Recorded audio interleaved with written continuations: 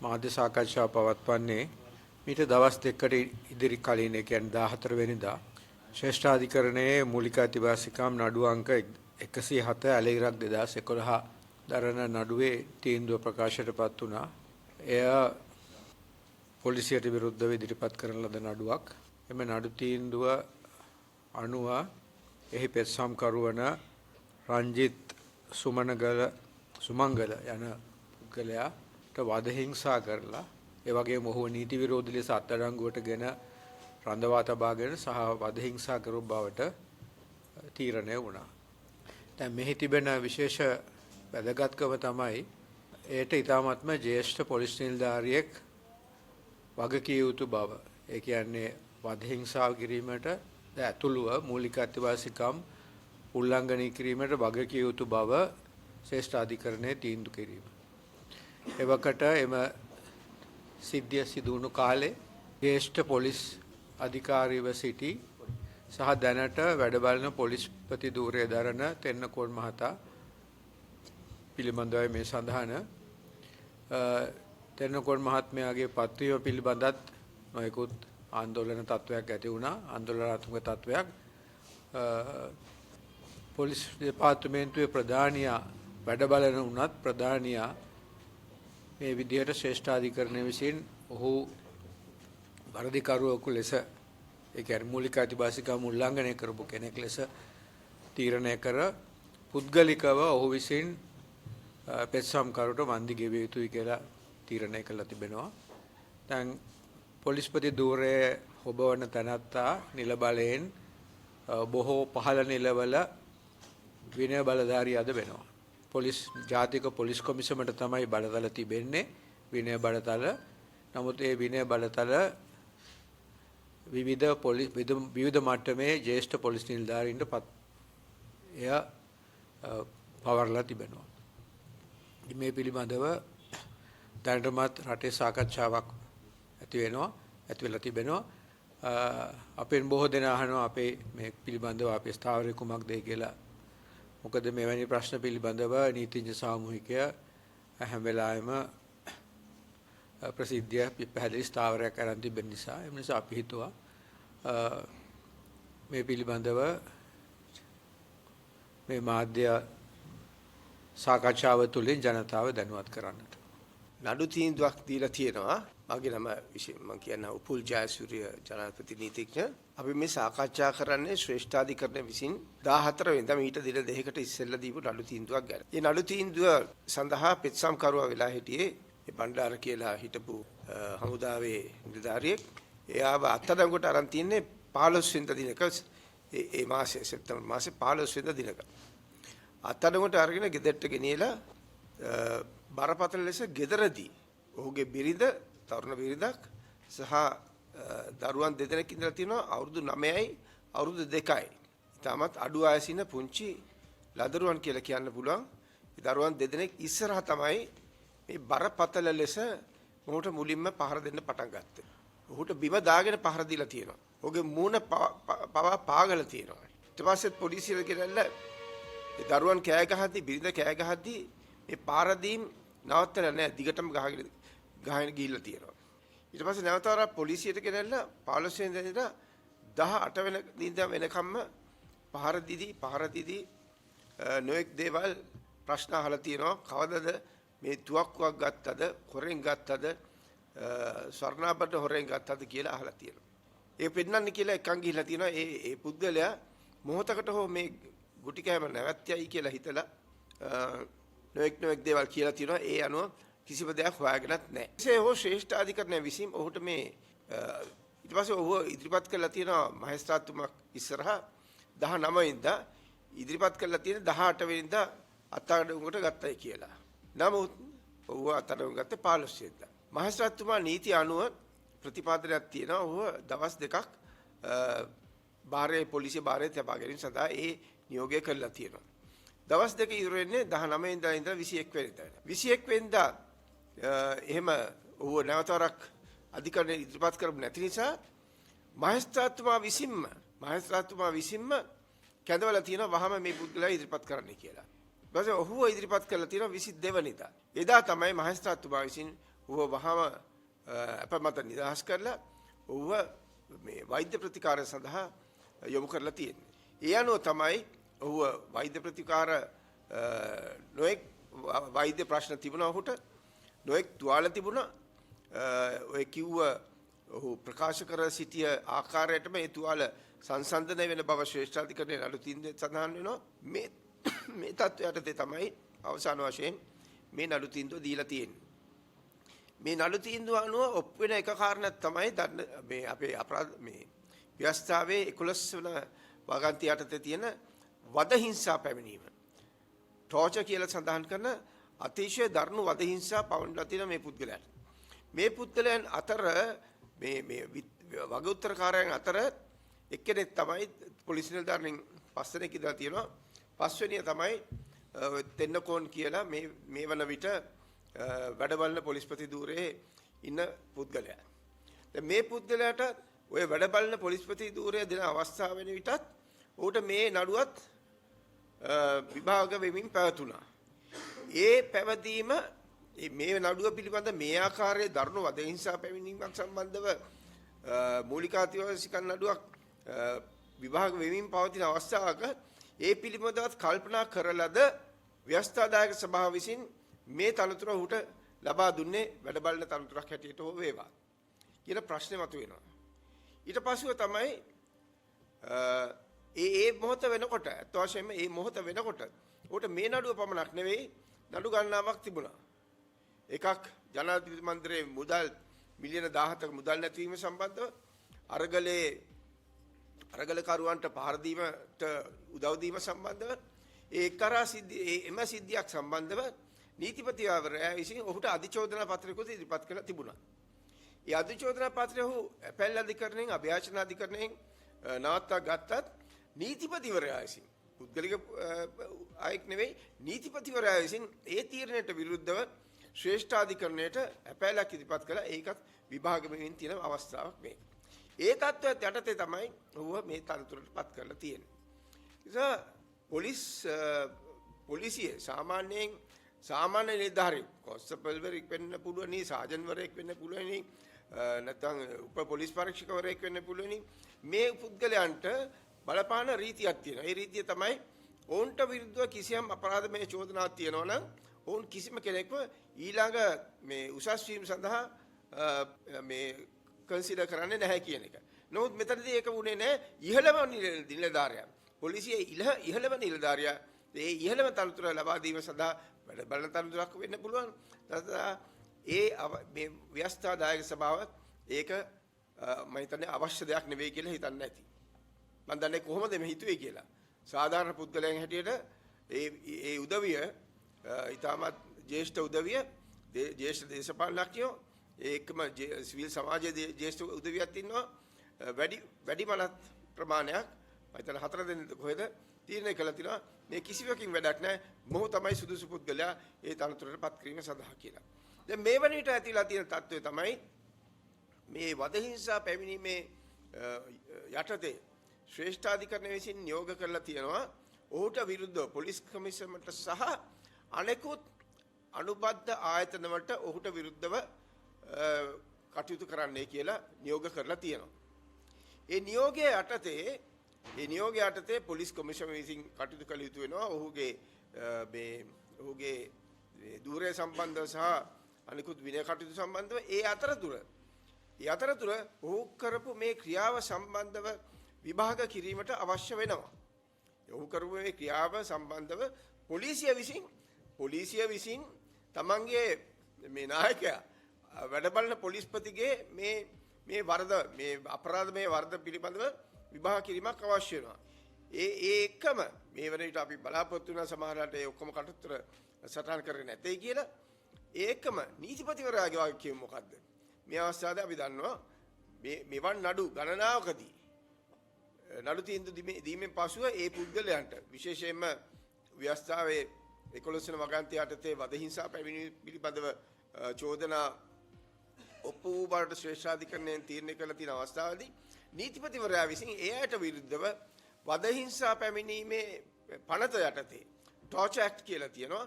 යටතේ ඔවුන්ට විරුද්ධව අධිචෝදනා ඉදිරිපත් කළා තියෙනවා. මේ වන විටත් දේශබන්දු නැමැති මේ පුද්ගලයාට විරුද්ධව අධිචෝදනා ඉදිරිපත් කරලා තියෙන බවක් අපිට දැනගන්න ලැබිලා නැහැ. අපි බලාපොරොත්තු වෙනවා මේ රටේ නීතිපතිතුමා විසින් මේක ඉතාමත් වහාම දැන් කල් ගිය නඩුවක් මේක දින ගණනාවක් නෙමෙයි අවුරුදු ගණනාවක් ගිය නඩුවක්. ඒක දැනටත් මාසයක් ඇතුළත ඔහුට විරුද්ධව මේ පිළිබඳව ඔහුට විරුද්ධව අධිචෝදනා පත්‍රය ඉදිරිපත් කරයි කියලා අපි බලාපොරොත්තු වෙනවා. මම කැමති මේ නඩු තීන්දුවේ ප්‍රකාශ කරන මූලික අදහස් සම්බන්ධ කතා කරන්න.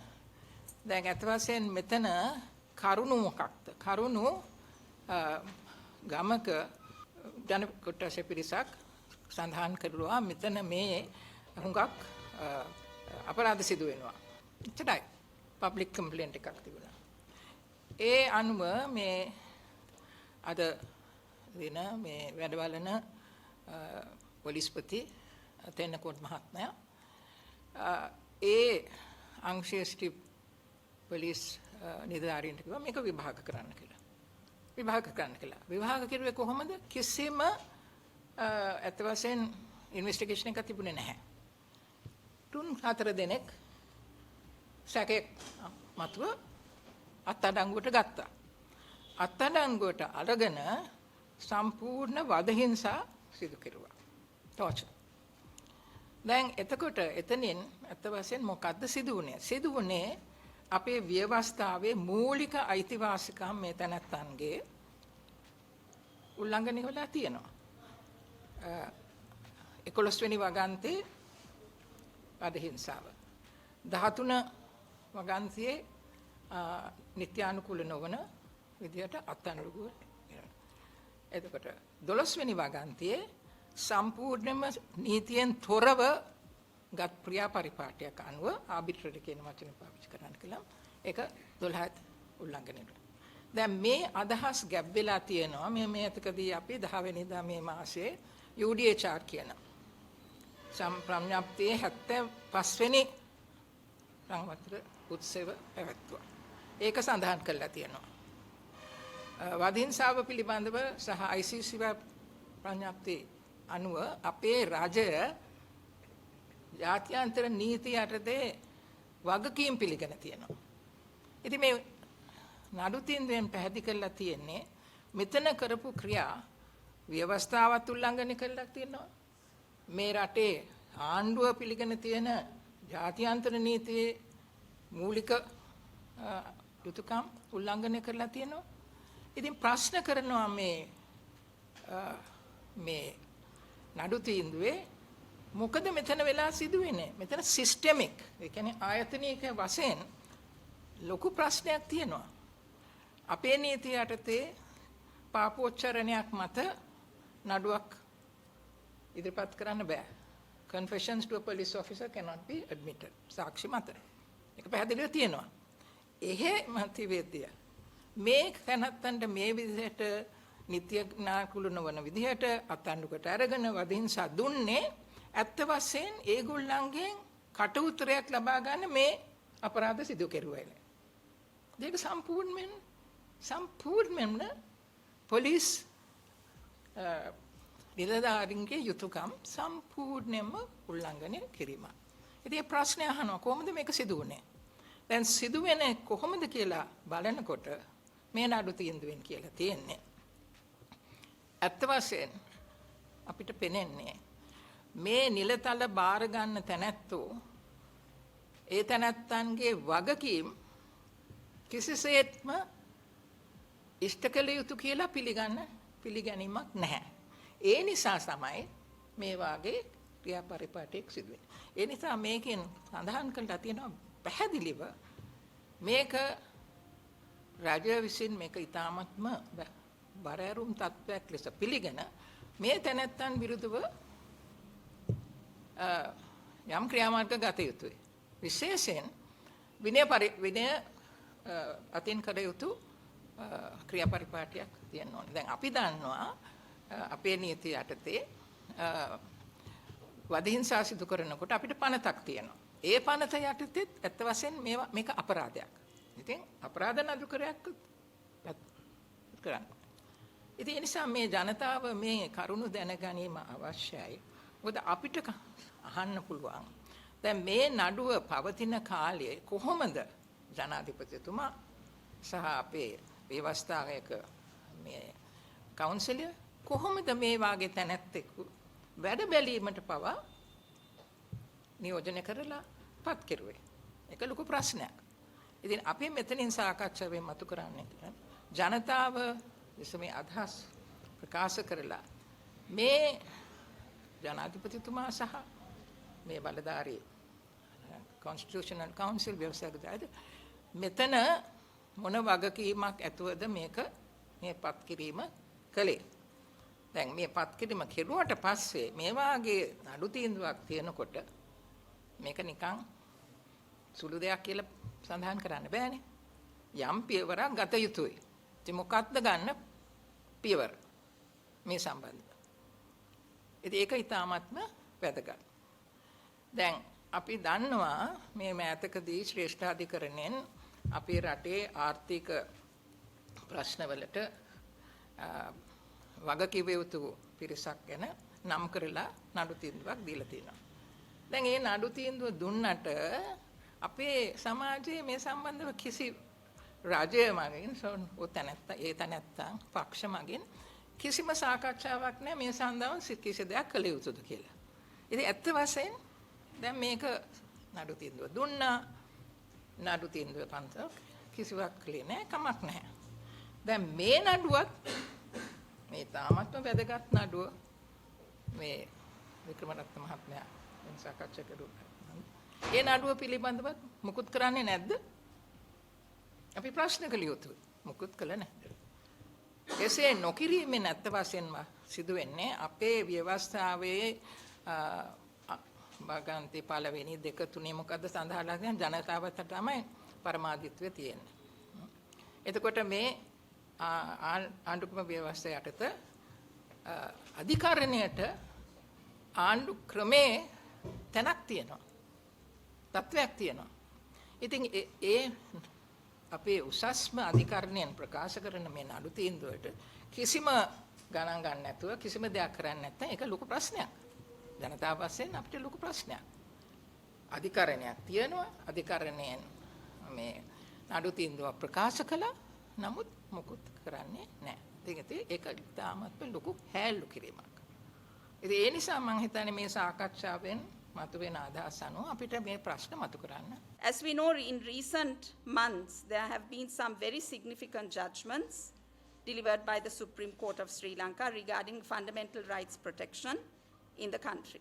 Now, we are here today discussing one particular judgment delivered a couple of days ago, bearing number 107 of 2011, which was about a petition relating to arbitrary arrest and torture.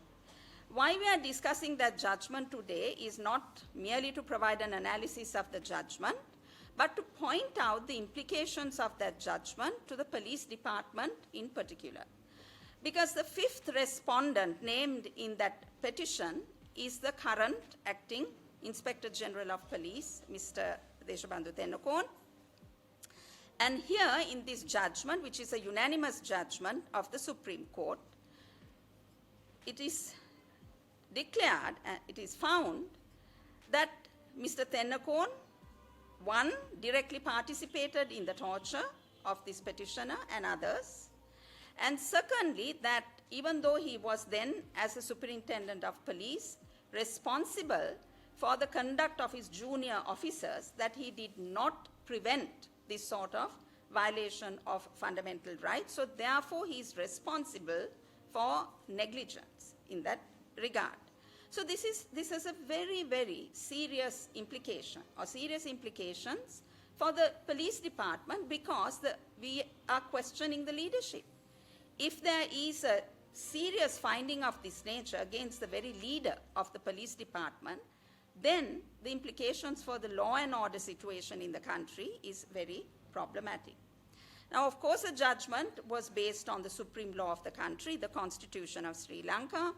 Article 3 of the Constitution points to the fact, recognizes that sovereignty of the people sovereignty lies in the people. Sovereignty means franchise, fundamental rights, and powers of government. It includes those. So protection of fundamental rights is a very, very important part of government. And Article 4 of the Constitution says all institutions of government, the judiciary, the legislature, and the executive, all are duty-bound to protect the fundamental rights of the people. Now, here you have a situation where then the police department, which plays such an important role, is headed by somebody with these serious findings against him. We find in Sri Lanka, over the years, there are at least two main situations in which fundamental rights or human rights are seriously violated. One is regarding police powers, the use of police powers, because with the use of police powers, people's liberty can be deprived by arresting. So when people's liberty is deprived, and when it happens arbitrarily, we've seen in the past how people have disappeared, and now we see consistent patterns of torture, which the Supreme Court recognizes in this judgment. The other scenario, of course, I would say are human rights violations resulting from economic crimes. So regarding that too, the Supreme Court made a very significant judgment recently. Now the point we are raising here is, what is the government doing about these judgments, about these important findings of the highest court in the land?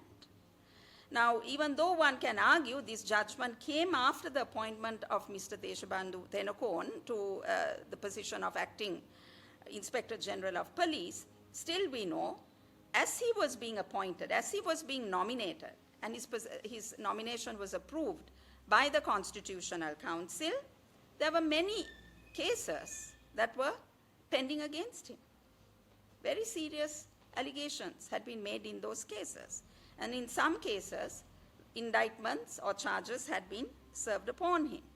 So this is an extremely problematic situation. The Police Commission, Mr. Thenakone, has been ordered by the Supreme Court to pay 500,000 rupees from his personal funds to the petitioner, and in addition, the Police Commission has been ordered to take disciplinary action against Mr. Thenakone.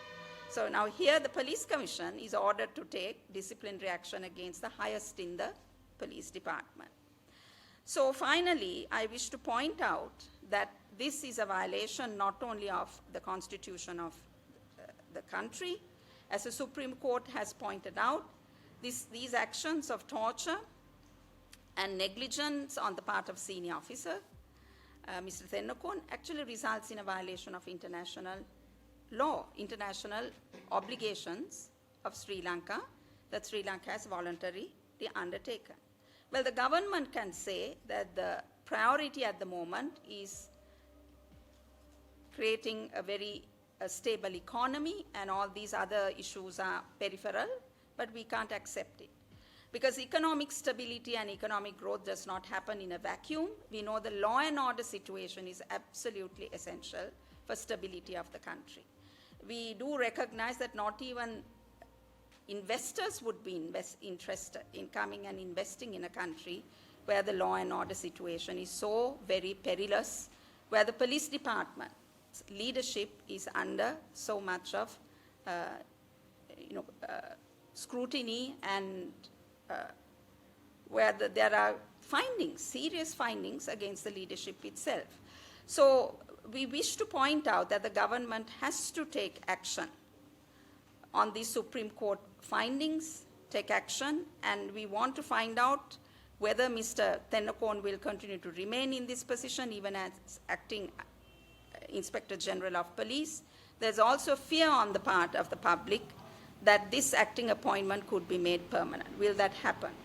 So those are our concerns, and we wish to articulate them very strongly in the public interest. Thank you.